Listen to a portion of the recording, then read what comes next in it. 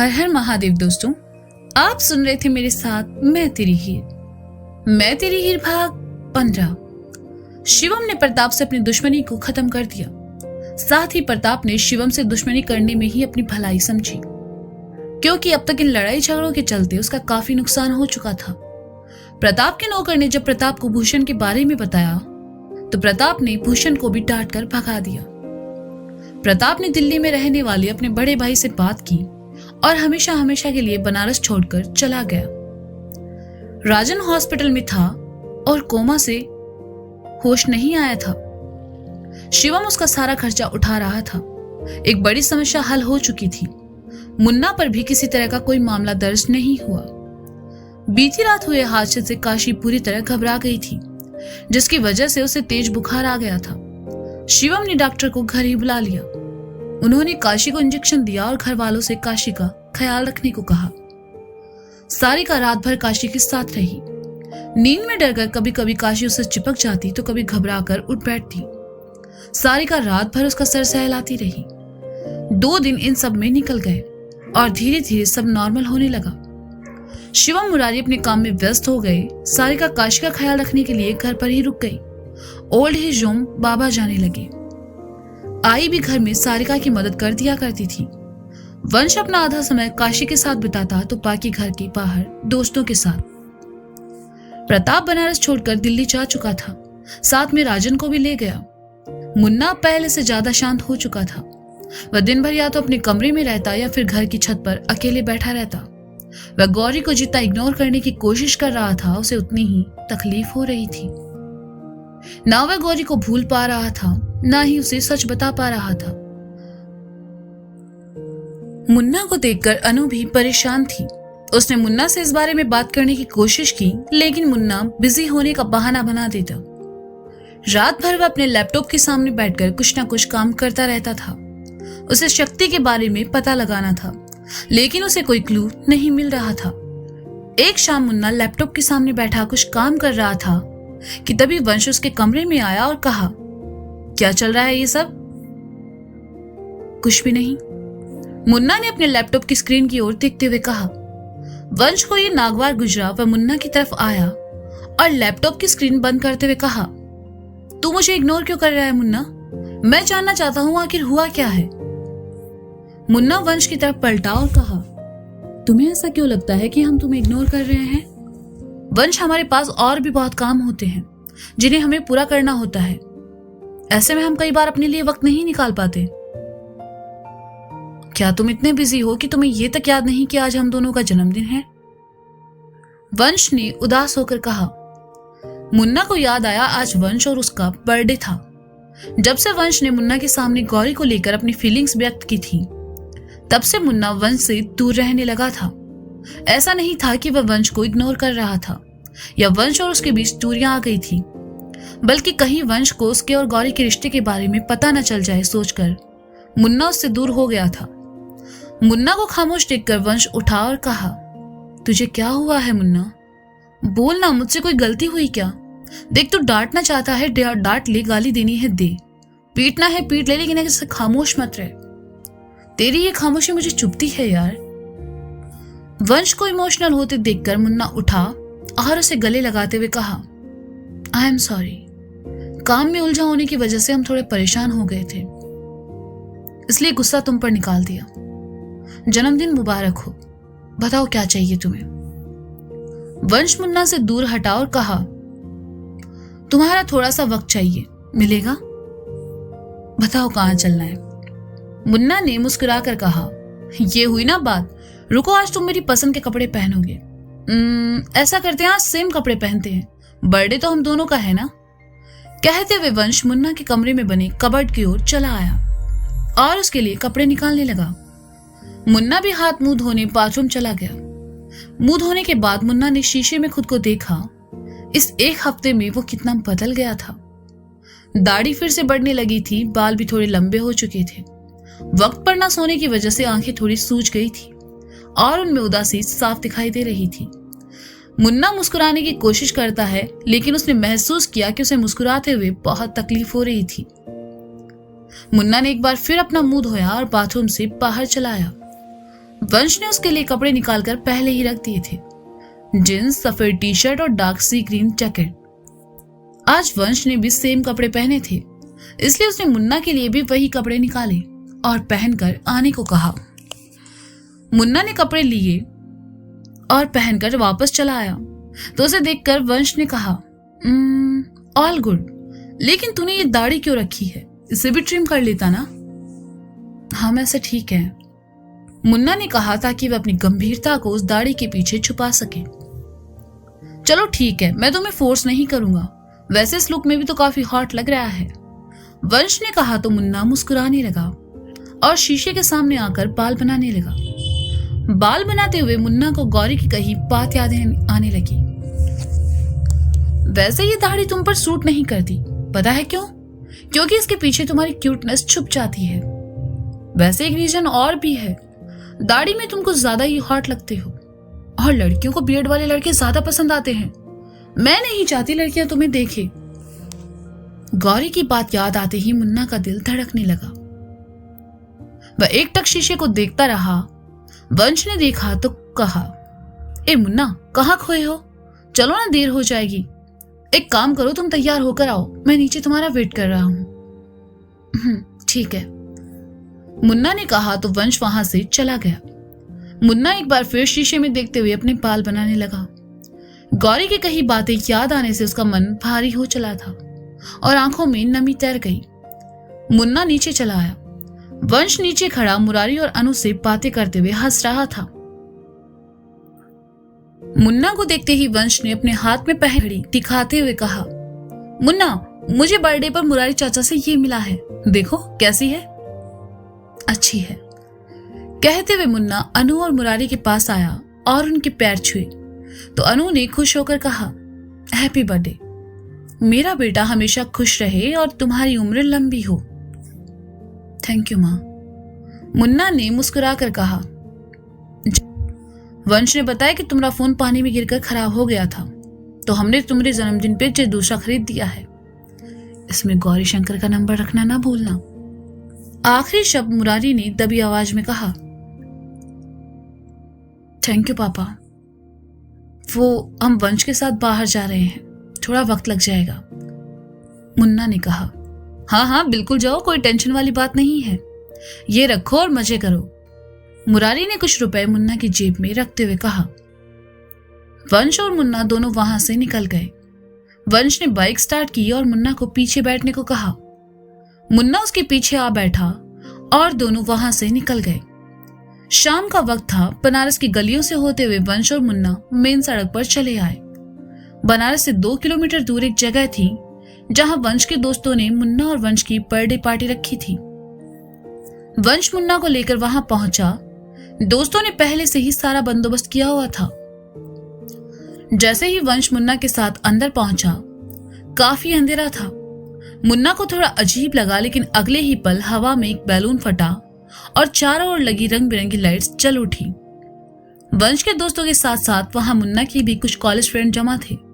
सबने एक साथ कहा, हैप्पी बर्थडे। मुन्ना ने देखा तो मुस्कुरा उठा और वंश के साथ अपने दोस्तों से मिला। सभी केक काटने के लिए इकट्ठा हो गए। मुन्ना और वंश ने साथ साथ एक ही चाकू से केक काटा और एक दूसरे को खिलाया। इसके बाद तो केक खाने खिलाने का सिलसिला शुरू हो चुका था। केक काटने के बाद तेज म्यूजिक बजने लगा। वंश, जो कि नाचने गाने का बहुत शौकीन था, गाना बजते ही फ्लोर की तरफ चला गया और डांस करने लगा। सभी दोस्त उसके लिए हूटिंग कर रहे थे। मुन्ना एक तरफ हाथ बांधे खड़ा था और वंश को देख रहा था। वंश को हंसते मुस्कुराते देखकर मुन्ना के होठों पर भी मुस्कान तैर गई। डांस करते हुए वंश की नजर जब मुन्ना पर पड़ी तो वह उसकी तरफ आया और उसका हाथ पकड़कर उसे भी अपने साथ फ्लोर पर ले गया। वंश को मुन्ना भला कैसे मना करता, इसलिए उसने भी थोड़ा सा डांस किया और नीचे चला आया। मुन्ना अपने दोस्तों की तरफ आकर उनसे बात करने लगा। कुछ देर बाद वंश एक बियर की बोतल लेकर आया और सबको अपने पास इकट्ठा कर लिया। उसने मुन्ना को भी बुला लिया और कहा, मुन्ना, आज तो मना नहीं करेगा, बल्कि हम सबके साथ एक स्मॉल तू भी लेगा। आज अपना बर्थडे है यार, तू जानता है हम ये सब नहीं पीते, लेकिन हाँ, तुम्हें पीने के लिए मना नहीं करेंगे। मुन्ना ने वंश के बगल में आकर कहा, अच्छा ठीक है, एक सेल्फी तो ले लें। कहते हुए वंश ने अपने दूसरे हाथ से फोन निकाला और बोतल मुन्ना को पकड़ा दी। उसने अपने फोन का कैमरा ऑन किया और मुन्ना के साथ एक बहुत ही खूबसूरत सेल्फी ली। मुन्ना ने ध्यान नहीं दिया कि उसके हाथ में बियर की बोतल भी थी और वो सेल्फी में भी आ गया। उसने हाथ में पकड़ी बोतल टेबल पर रखी और वहां से साइड चला गया। वंश ने मुन्ना के साथ सेल्फी ली और एक बहुत ही प्यारे कैप्शन के साथ फेसबुक पर पोस्ट कर दी और फिर अपने दोस्तों के साथ मिलकर पार्टी करने लगा। इंदौर, मध्य प्रदेश। गौरी उदास से अपने कमरे की खिड़की पर बैठी बाहर देख रही थी। मुन्ना को इंदौर से गए 1 हफ्ता हो चुका था। इंदौर से जाने के बाद ही मुन्ना गौरी को इग्नोर कर रहा था और ऐसा क्यों था इसकी वजह गौरी नहीं जानती थी। उसे अब भी लग रहा था कि मुरारी की वजह से शायद मुन्ना उसे इग्नोर कर रहा हो। वह मन ही मन इस बात को लेकर बहुत परेशान थी। ना वह ठीक से खा पा रही थी, ना ही ठीक से सो पा रही थी। काशी से बात करने के लिए भी कोशिश की, लेकिन उसका फोन भी बंद था। गौरी दिन भर अपने कमरे में ही रहती, ना उसका बाहर जाने का मन करता, ना ही किसी से मिलने का। हर वक्त मुस्कुराने वाली गौरी के चेहरे पर अब उदासी दिखाई देने लगी थी। जब भी वह मुन्ना के बारे में सोचती, उसका चेहरा उदासी से घिर जाता और आंखों में नमी उतर आती। खिड़की के पास बैठी गौरी ने अपने कमरे में लगे म्यूजिक सिस्टम को ऑन कर दिया। किसी इंग्लिश गाने की एक उदासी भरी धुन चलने लगी, जिसने गौरी के दुख को और बढ़ा दिया था। आंखों में ठहरे आंसू जब गालों पर लुढ़क आए तो गौरी ने अपनी गर्दन झुका ली। गौरी की आंखों के सामने मुन्ना के साथ बिताए खूबसूरत पल चलने लगे। गौरी मुन्ना के बारे में ही सोच रही थी कि तभी उसके कमरे का दरवाजा खुला और उसकी दोस्त ऋतुप्रिया अंदर चली आई। उन्हें देखते ही गौरी ने अपने आंसू पोंछे और खिड़की से उतरकर उनकी ओर चली आई। क्या हुआ है गौरी? तुम ना हम लोगों का फोन उठा रही हो, ना मैसेज का जवाब। आखिर हुआ क्या है, कुछ तो बताओ। प्रिया ने बिस्तर पर बैठते हुए कहा। मैंने भी कल शाम की पार्टी के लिए तुम्हें कितने कॉल्स किए, लेकिन तुम्हारा कोई रिस्पॉन्स नहीं। फिर लगा तुम्हारी तबीयत खराब होगी तो हम लोग तुमसे मिलने चले आए। रितु ने भी पास पड़ी कुर्सी पर बैठते हुए कहा। मैं ठीक हूं गाइज, गौरी ने बुझे हुए स्वर में कहा। ठीक हो तो फिर इतना लो साउंड क्यों कर रही हो?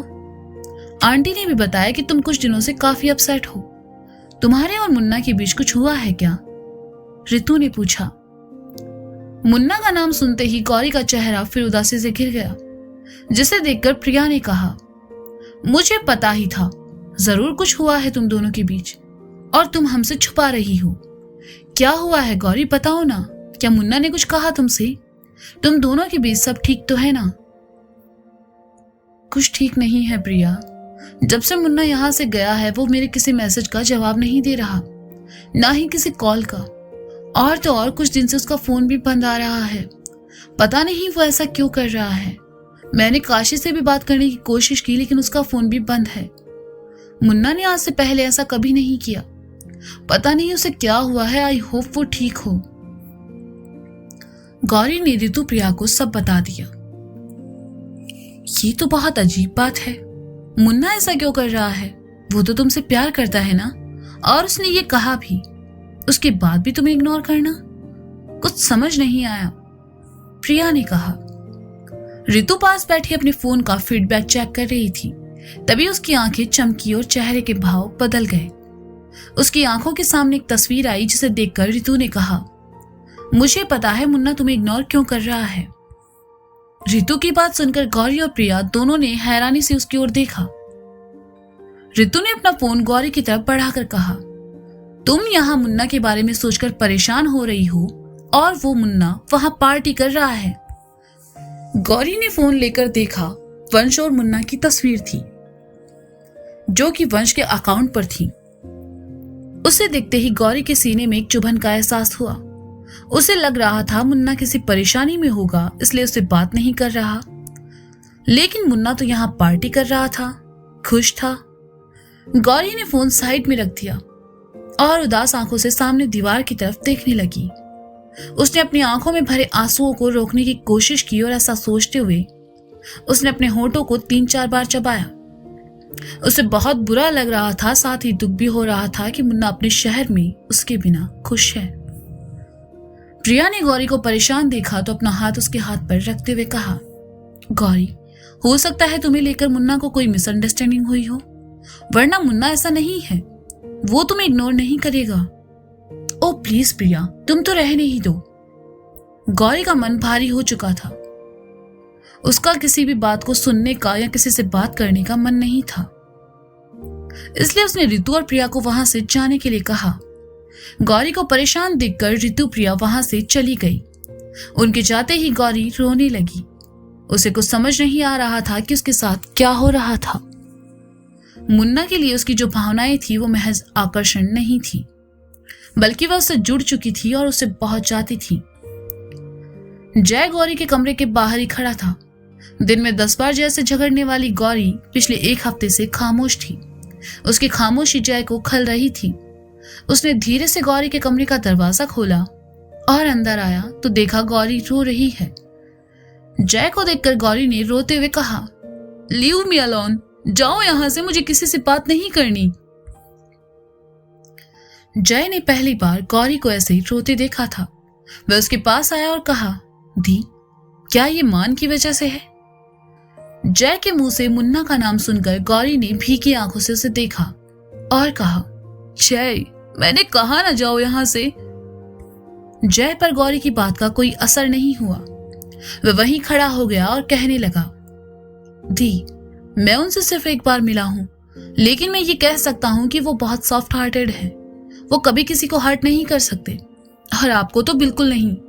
मैं ये भी जानता हूं कि आप उन्हें बहुत पसंद करती हैं और वो भी आपसे बहुत प्यार करते हैं, इसलिए आप रोइए मत। ऐसा भी तो हो सकता है कि वो किसी प्रॉब्लम में हो और सिर्फ लोगों को दिखाने के लिए फेक स्माइल कर रहे हो।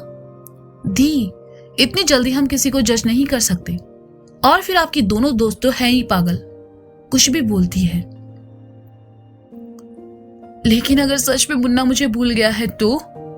काशी ने सिसकते हुए कहा, तो मैं उसे इतना मारूंगा कि वो कभी तुम्हें हर्ट करने का सोच भी नहीं सकता।